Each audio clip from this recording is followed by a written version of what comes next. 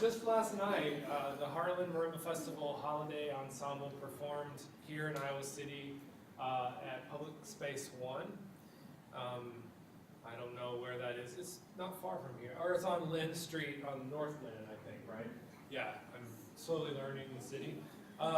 And the first three songs I'm going to play for you, and the very last one we did last night, but we did as a trio, and so there were some other parts to it, but they're originally written as solo pieces. So I thought it'd be great to just play those today, since we're getting very close to Christmas now. Let's see. So next on the program is "Joy to the World." This one's very interesting. He kind of tucks in the melody within kind of a constantly moving figure, and so sometimes it's hard, it's tricky to find, but sometimes it's a unique version, unique setting of "Joy to the World."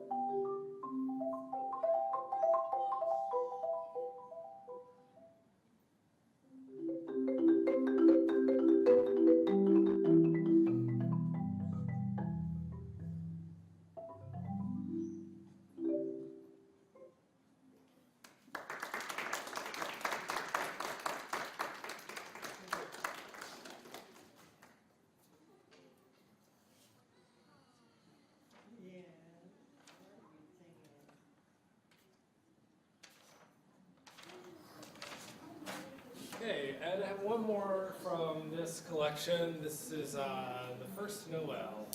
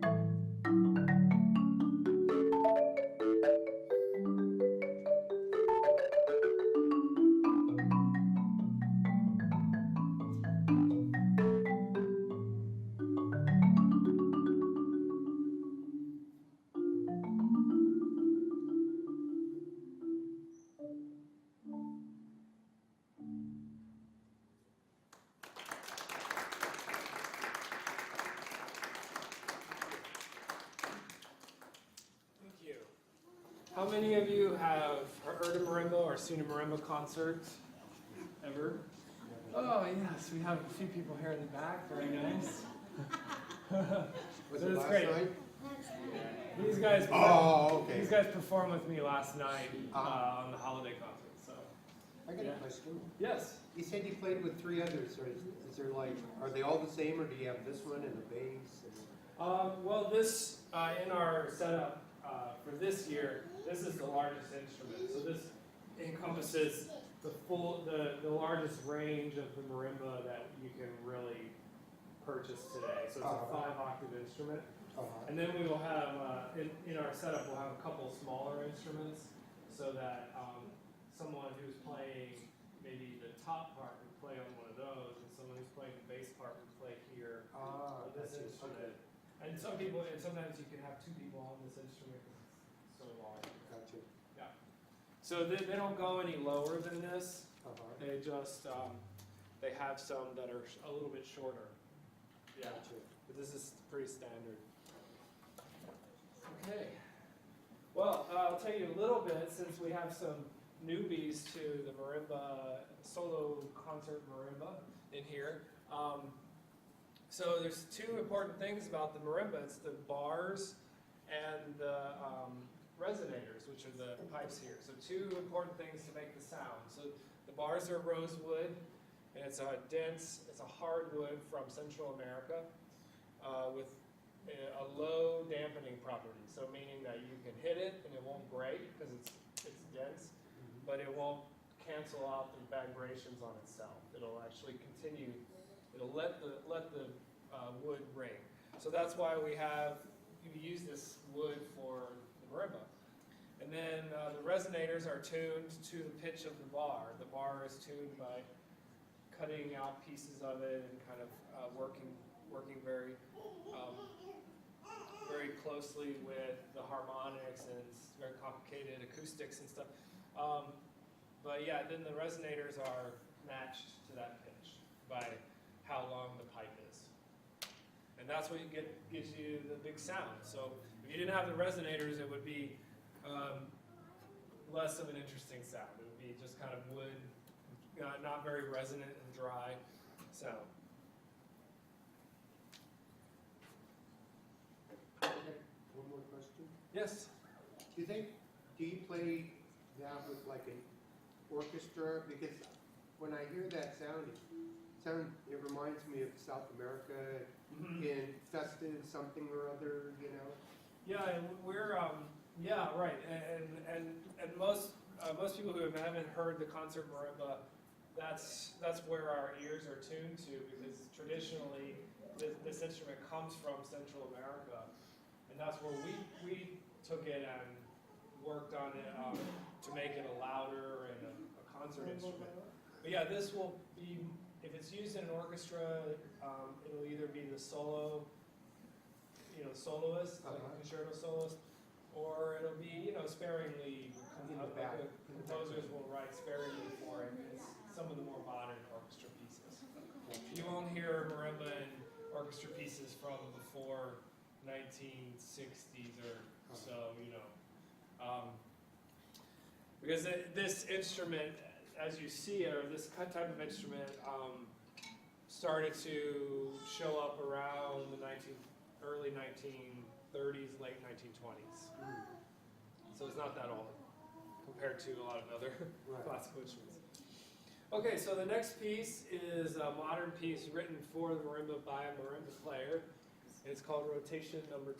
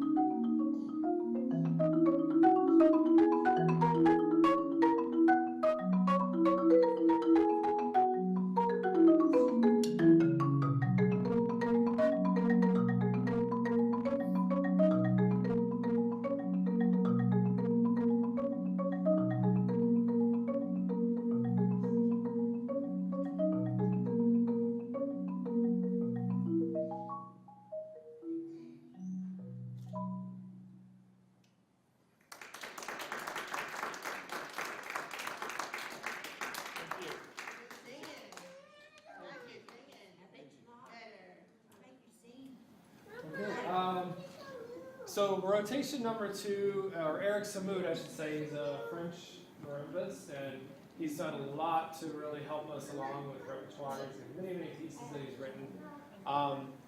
So I'm now going to play a piece that I wrote, and in that same spirit, a lot of percussionists are composing their own music, because as I said, the marimba, we can date this marimba back to the late 1920s, but the music that we have, it didn't really start. We have some pieces from the 30s and 40s, very little, and some from the 50s, but everything kind of got going around the 60s and 70s with the music that we have. If you think about piano, which has got 800 years of music behind it, right? If you're a piano player or you know piano. So a lot of percussionists write their own pieces, and my teachers taught me that that's kind of what we need to do, and that's what I've been doing. So I'm going to play a piece for you now, entitled Seasons May Change, and this is movement 1, Winter to Spring.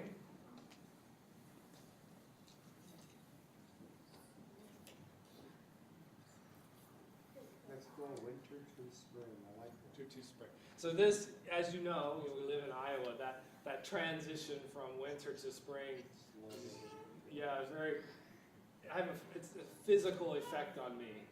Because all of a sudden the gray skies are gone and you're feeling like, okay, this is, we can really make it through. So it inspired me to write this.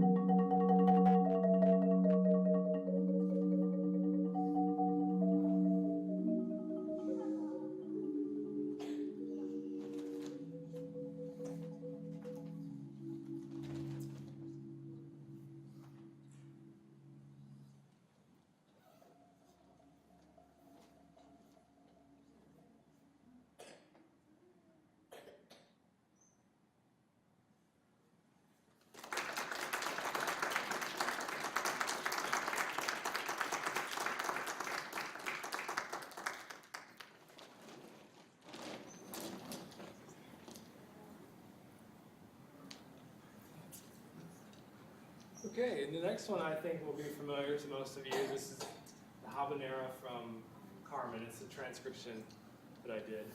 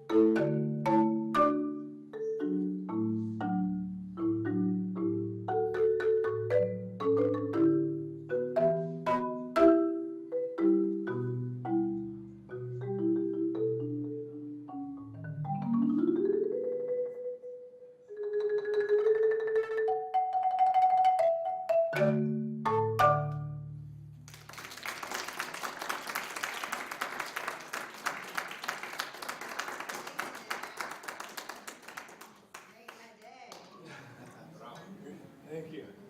Thank you. Welcome. Okay, so this is the end of this program. Any more questions? Maybe we'll take a couple questions if you anything's come to mind. Are you hitting those very hard, or is it It depends. You know, I mean, it of course depends on the dynamic of the music, but you know, you can play it pretty hard. And within our the technique and our training trains us how to do that without breaking things in the process. I mean, you know, 'cause you can do the same thing and like use a lot of the arm or use a very wrong sort of approach and it'll break the bar or break the mallet. And that's part of our training is learning how to get a bigger sound, but you know, without a beautiful sound too, and be able to play loud. But yeah, so that's years of work and training, and then also to play the right bars when you want to. That's part of it. Once you start getting further and further away from the keyboard, you know the error ratio can increase with the notes that you're trying to play. Any other questions? Yes, do you have several of those things? The mallets? Yeah. Yes. Some are softer, some are harder? Is that Yes, what it's about? they all have different color of sound, Uh-huh. and also color of yarn usually. But yeah, so these you know, They're not rubber, they're yarn? well, they're wrapped in yarn. The Okay. core is going to have some rubber. Sometimes there's a wood core with a rubber covering. A lot of times it's some type of synthetic, like plastic or rubber ball in there Uh-huh. with maybe another wrapping of rubber, and then the yarn. And this is more of a modern kind of development in marimba sound because so these are mallets. These are actually mallets. I mean, they could be 30 or 40 years old. I'm not really sure. So it's just a rubber ball. It's just a hard rubber ball. Here's another. It's a little softer. And here's also a plastic ball, like some kind of plastic wrapped in rubber. So it's all they're all very. It's a little bit of a different what we call timbre or color.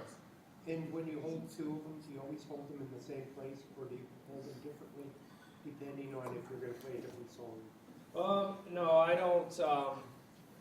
I just stick to the same grip. Some players do change grips depending on what they're doing and the physical needs.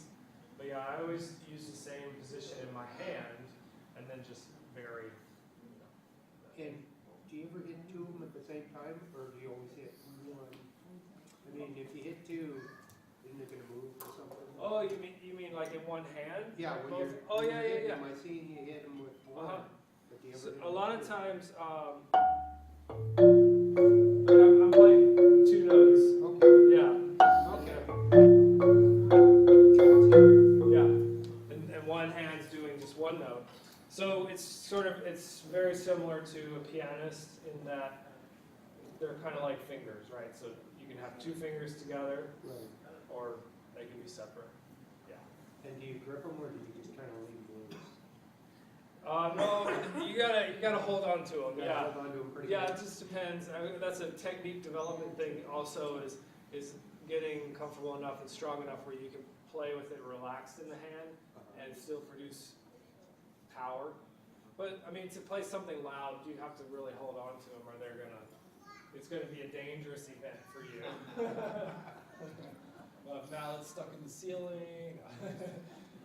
But that happens, you know. Performers, I've done it. I've seen performers lose a mallet just because it happens. They're all out.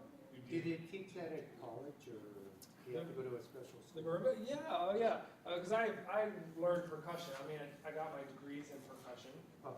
So I play everything: timpani, snare drum, xylophone, tambourine, triangle. Yeah, you have to learn all that stuff. Gotcha. And marimba is part of that program. Now more now, so there's kind of specialization players where we kind of take a route, maybe orchestral percussion or timpani playing or marimba or drum set or whatever. But we all have to learn all of it, and then at some point we specialize more. Yeah, and the market, the modern market, has sort of dictates that nowadays. You kind of need to be a specialist. You can be a sort of an all-encompassing freelancer. That's definitely possible, and I've done a lot of that. But my specialization would be marimba. Do you plan on starting a band or? Well, that's my band is the Heartland Marimba Festival, and I would invite you to go to our website here. It's listed there, and I also have cards here for you if you'd like to take just as a reminder. I have CDs for sale too. But I do mostly solo playing. I collaborate with chamber ensembles on different projects, and then the Marimba Festival is mainly focused in ensemble music for marimba. Yeah, it's just kind of our biggest focus is getting the marimba out there into the community. But yeah, we do mostly ensemble playing in a band of marimbas. Gotcha. And is it here in Iowa or California? Or? No, it's here in Iowa, in the Heartland. Yeah, I mean, I live here in Iowa, but we are working to travel most of the a lot of the Heartland in the future. It's mostly just been in Iowa, but it's only been around for 2 years. So we're working. Cool. Good luck with that. Thanks. Yeah, please find us on our website, and we have a newsletter, and we'll be releasing the dates for our summer tour with the Marimba Festival. We'll tour around to several cities in the Midwest, and hopefully you'll have your freedom in your schedule to come see us. So I'm going to close now with Sleigh Ride. This is a little bit of a different kind of version of Sleigh Ride than what you're maybe used to hearing.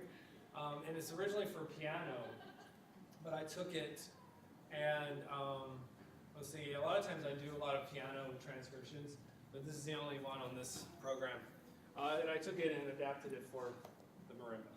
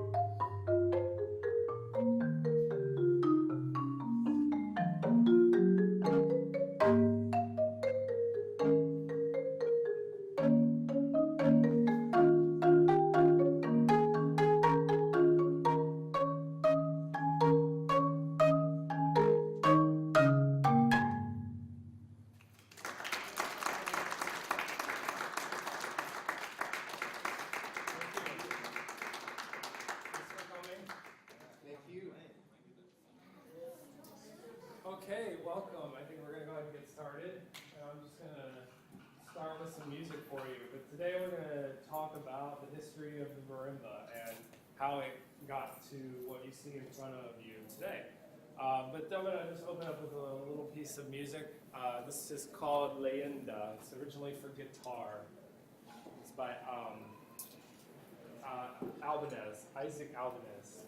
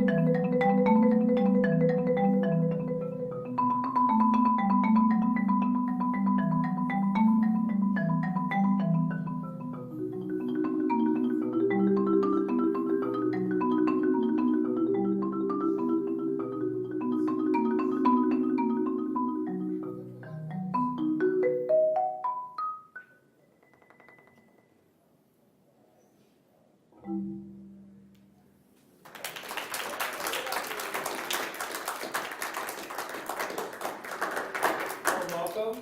My name is Matthew Coley, and I am a marimbist and also a percussionist.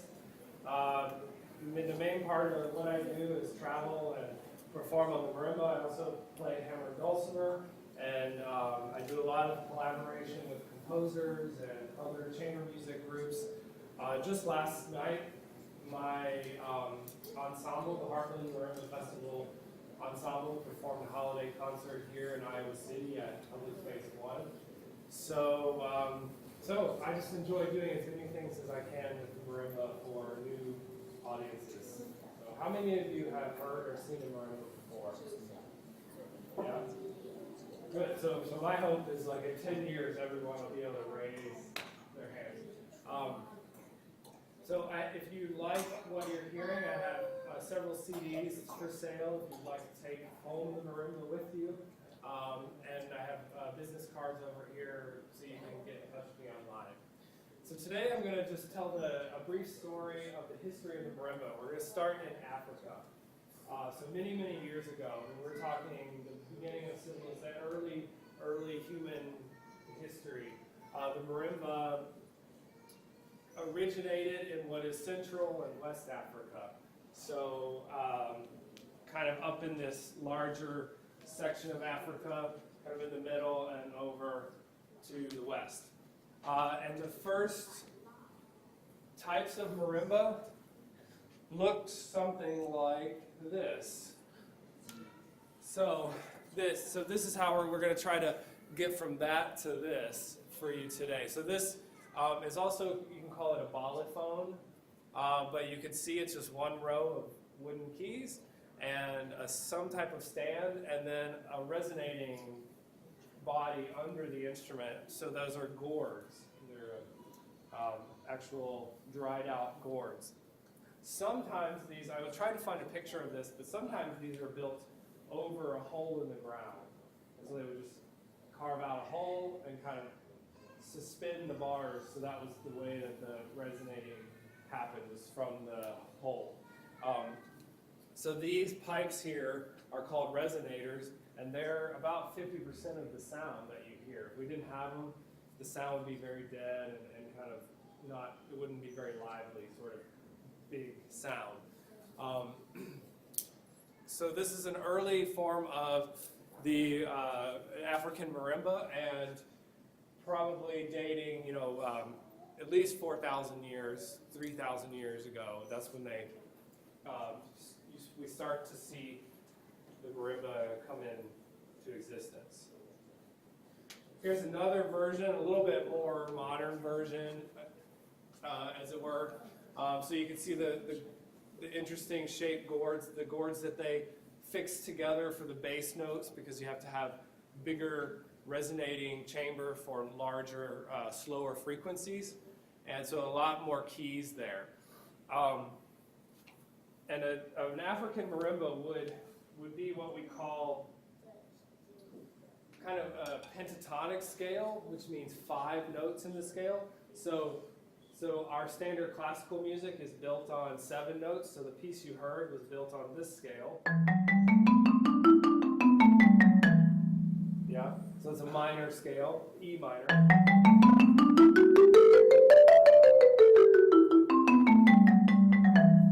And an African scale might sound something like this. Let's do this. So 1, 2, 3, 4, 5. 1, 2, 3. So just 5 pitches in each scale. So you get a different kind of character, a different character, right? It's like.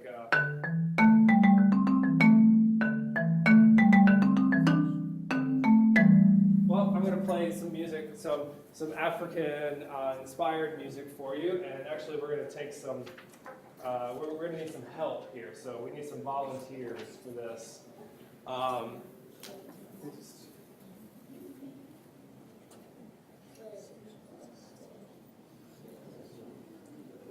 Yeah, so I'll just start with this music first. Okay, who would like to volunteer? We need some help. We need to create some rhythm and kind of take ourselves to the culture of Africa, the music of Africa. The music of Africa, yeah, great. So we have 1, 2, 3 here. Perfect. Okay.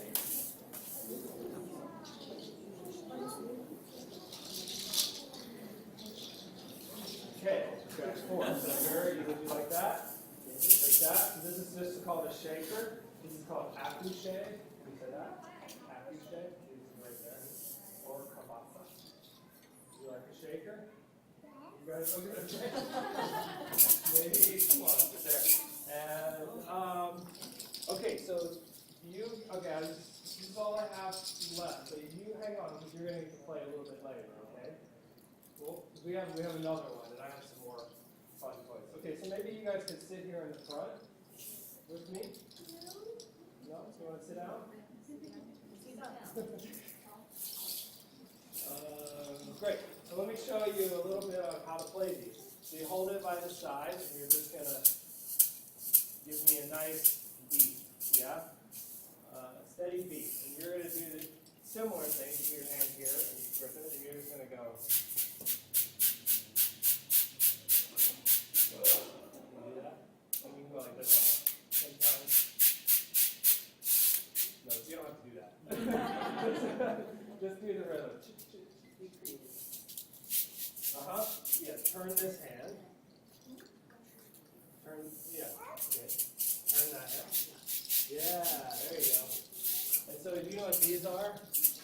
These are from a goat. These are goat toenails. Yeah, so you can just play the beat. Sometimes and same for you, yeah. Just play the beat, yeah? There we go. And then, yeah, for you, this is the same thing. Give us a nice pulse, okay?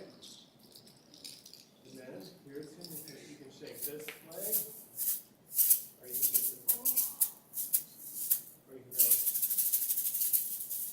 and we're going to go like that. Can you do that? Yeah, good. Use both hands. Good, very good. Cool. Okay, let's hear it all together. So this is our beat.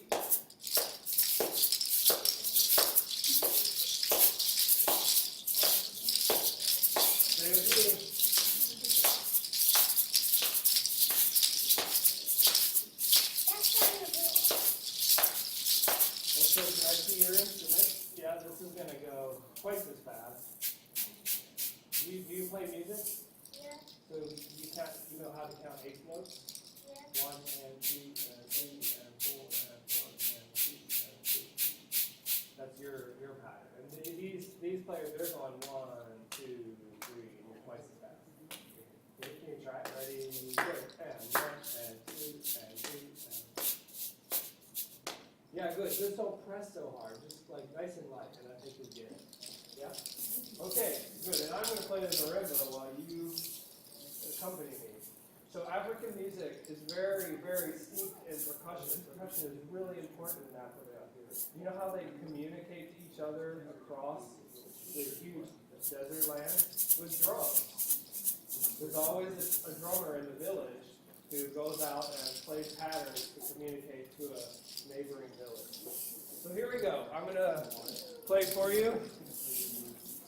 So this is a little kind of music from the Western culture inspired by African harmonies and rhythm with our fabulous quintet of percussionists here. Okay, so you guys play with me. Here we go. Ready, and 1, 2, 3, 4, 1, 2. And keep going, keep the beat.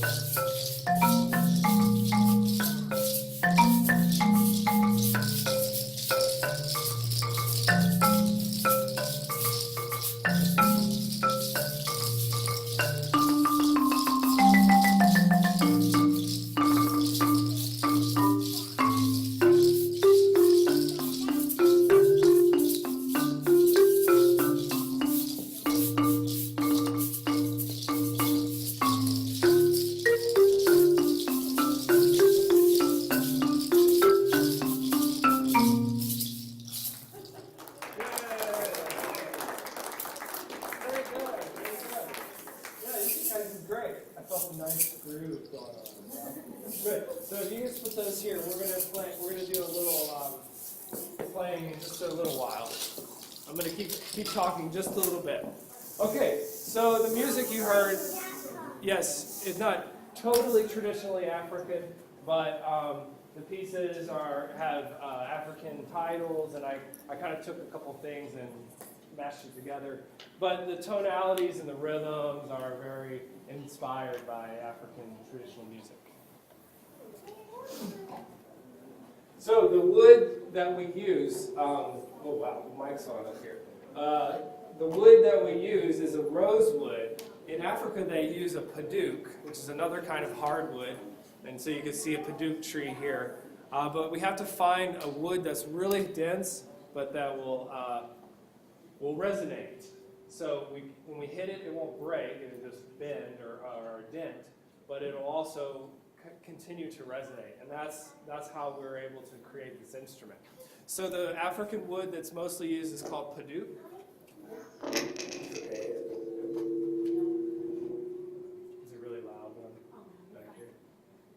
Here's another example of an African balafon or marimba, single keyboard. And here's an example of a group performing. So usually there'll be multiple marimbas together, and then there'll also be some dancers, most likely dancers with them. And the rhythms and patterns are really complex and interlocked. It's a lot of fun. Oops. Okay, now we're going to jump over the Atlantic to Central America. So the marimba came across during slave trading and shipping from West Africa. And it was brought into the communities of Central America, and the communities there really took to it because they had what we call rosewood. So in Africa they used Padauk, P-A-D-A-U-K, I believe. In Belize, Guatemala, and Honduras, in the rainforest, they have this beautiful rosewood that's even more resonant than the Padauk of Africa. So what you're hearing here is rosewood from Belize. They call it Honduran rosewood, but it actually comes from the rainforest in Belize. So right in this area, in Central America. And so here's some rainforest. So let's go to the rainforest. Okay, I need some help from our quintet of percussionists. Who wants to play the rain stick? Yeah. We have to have rain if we're in the rainforest. Who wants to play the ribbit block? The frog.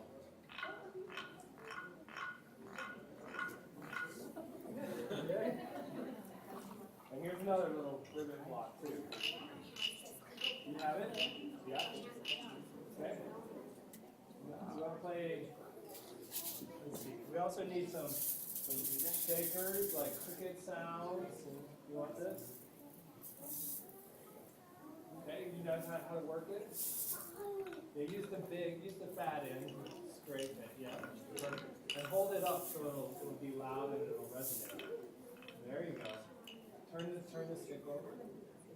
Turn this over. Yeah. There you go. Sounds like a frog. Okay, we need some bug sounds. You can use that. You want to be a bug sound? Here you go. Okay, so let me hear the rainforest. Ready, go. Okay, here, bug. Bug's over there. Bug's over here. Okay. Keep going.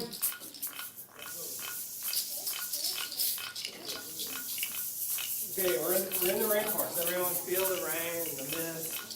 Yeah.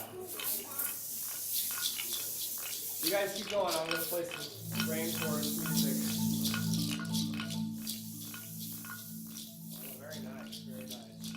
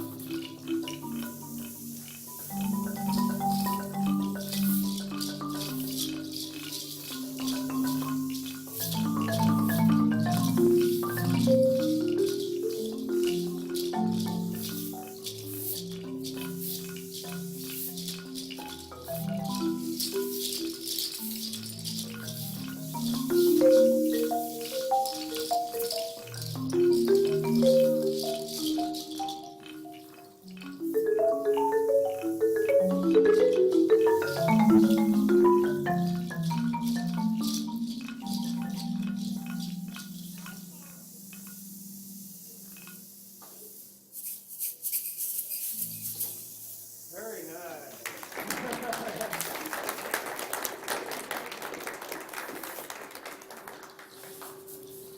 Okay, so we've gone to the rainforest now. The rainforest is very important, so I want to make public PSA here. Public, not a PSA, but a public statement. that we need to save the rainforest. We need to do as much as we can because the rainforests are going away. And once the rainforests are gone, we don't have rosewood to make beautiful marimbas and a lot of other things, of course. But so this is a picture of rosewood. It has this really beautiful red color heart that is really hard, and so that's why I can play songs like this. So tell me if you guys recognize this song, my musicians here.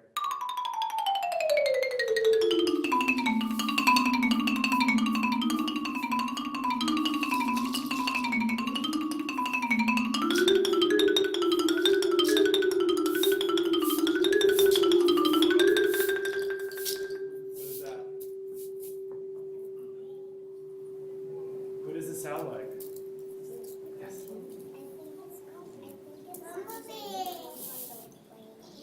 It came from the rain, maybe. I don't know if there are bees in the rainforest. Maybe. I'm sure there have to be bees in the rainforest. Yeah. It's the flight of the bumblebee, yeah? I'm sure you've heard it. Yeah. So anyways, I can use really hard mallets on marimba, and it won't break. To a point, of course. You have to be really careful about how hard you go. Okay, so here's a picture of a Mexican sort of traditional marimba, and you can see the similarity in the African marimba. One row of keys, gourd resonators. And if you notice, he's using 3 mallets. So it's a different form of playing, different styles of music. So the marimba has become really important in the Central American cultures. In fact, it's like one of the main traditional music and folk musics of Costa Rica and Guatemala. And you can see a marimba band here, and usually it's an entire family. Traditionally they're all related. Traditionally it was all men, and the grandfather would build the instrument. The son and the grandsons would all play, and slowly that would just pass down the family line. And so they have usually a marimba grande, which is kind of a large instrument, maybe even more notes than this instrument, which you see on the right there, and then they'll have a smaller marimba. It's kind of like a treble marimba. So traditional, I'm going to play an example of some traditional Mexican or Central American, I should say, marimba music. So this is a folklore song from the it's found in the early 1900s. Guatemalan folk music.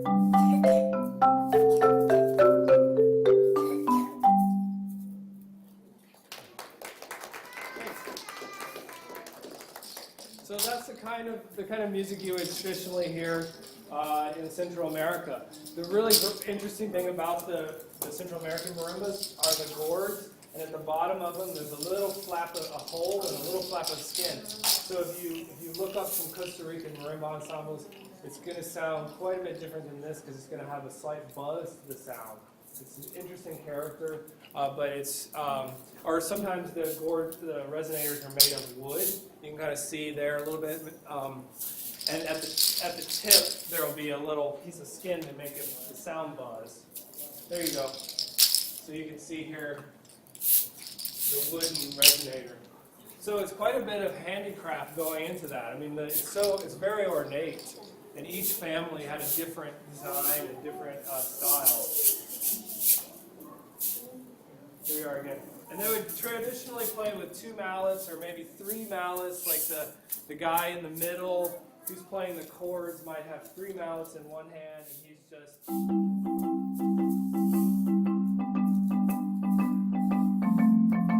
he's just kind of doing that. And then the guy up here would be... kind of doing a melody with 2 mallets, and then there'd be a bass line as well. And then we come to North America, and this man's name is Claire Omar Musser. Hi, how are you? Maybe she knows Musser, and she wanted to speak a little bit about him. So he brought along with a wonderful marimba player named Ida Chenoweth, whose arrangement I just played for you. Her and Musser in the early 1900s, along with J.C. Deegan, and I'll show a picture of him, brought they took the Guatemalan marimba, because there were already Guatemalan marimba families in Chicago, and becoming a weapon. Okay. I didn't plan on that. So there were already Guatemalan marimba families in Chicago, and so these 3 individuals were in that area, and they took the instrument and started to work on it to kind of improve its sound, improve its intonation, improve its projection, because they wanted it to be more like a classical music instrument. So it needed to have a bigger sound, and the intonation needed to be really precise, because the Guatemalans would do all the tuning by ear. I mean, it's really amazing. But, so there's going to be some discrepancy in that.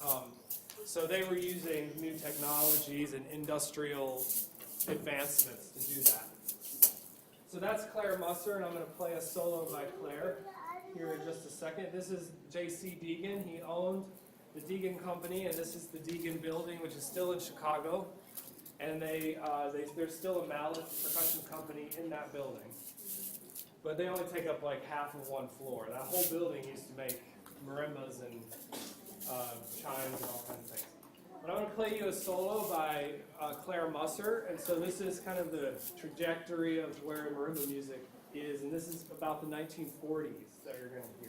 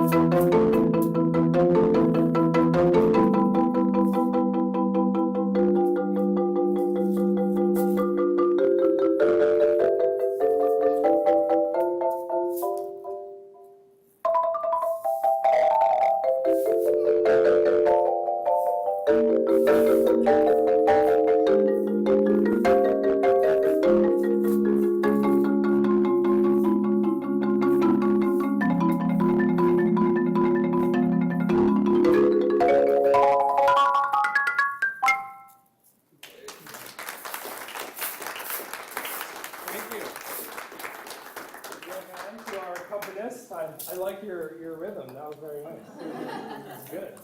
Yeah. So this, you can kind of hear this early 19th century, early 1900s vaudevillian sort of thing, I would think, right? To me, it gives that sort of feel of that early style of kind of ragtime and popular and jazz music sort of mixed together from the 20s and 30s. And he played with four mallets, so he developed a four mallet grip, and that's where we get our grip now. So let me just move right along. Okay, here's a great poster of one of the marimba was really popular. It was really cool in the 1930s. They put together marimba orchestras of 300 marimbas or 150 marimbas, and they would perform at these big Century of Progress and World's Fairs, you know, the whole Industrial Revolution kind of thing. So here's an ad for the Century of Progress marimba. I love this ad, this kind of 1930s style artwork. And then here's the marimba orchestra, so you can see all the marimbas across there. And I don't know which marimba orchestra that is. It's probably, it's the King George. So there's 100 marimbas on stage. And they toured Europe with that orchestra. And then, of course, I can't tell the story without mentioning Keiko Abe. She's the kind of the grandmother of the marimba. She's still alive. She's 82. No, she's 78. I saw her this summer, and she still plays. She still performs. And she was very, very instrumental in bringing the marimba to the 5-octave range, which is what you see, working with Yamaha in Japan. And they extended the range and made that a standardized thing. So that's Miss Keiko Abe. And that is my presentation. So thank you so much. Please, if you have questions, of course, come ask me now. You can take a business card if you want to contact me online and learn about the Marimba Festival. We'll be touring this summer. Last summer we played in 6 cities in Iowa. Hopefully next summer it will be more than that, and we'll go out of state a little bit. But we do marimba ensemble music, so you won't hear solo marimba, but you'll hear duos, trios, and quartets in those concerts. Of a lot of mixture of pieces. And I have CDs for sale here. Thank you.